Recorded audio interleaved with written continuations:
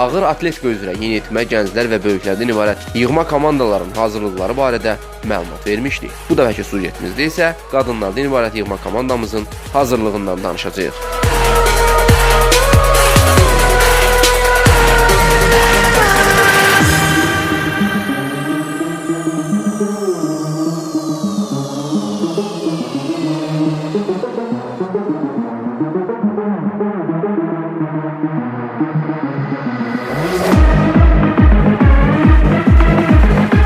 Atletlərimiz baş məşqçi Natalya Prişeva və məşqçi Tərənə Abbasovanın rəhbərliyi altında Şimal Dres qəsəbəsindəki Ağır Atletika Akademiyasında gündəlik məşqlər edirlər. Bütün lazımi şəraitlə təmin olunan zərif cinsin nümayəndələrinin düşərgəsində xoş ab-hava hökm sürür.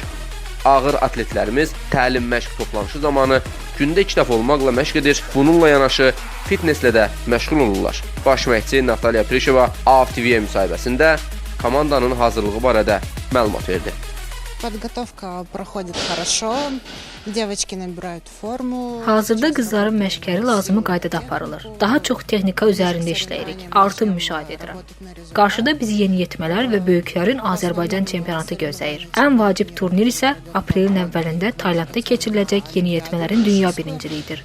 Bu yarış gələn il Argentinada təşkil olunacaq yeniyetmələrin Olimpiya oyunlarına lisenziya xarakterli olduğundan xüsusi əhəmiyyət daşıyır.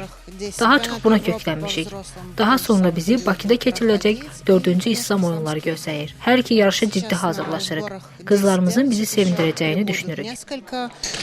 В основном все хорошо, главное без травм и выступить на лучшем уровне.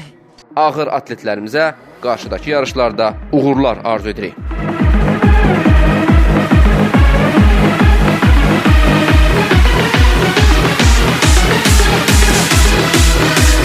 Elimination of the week.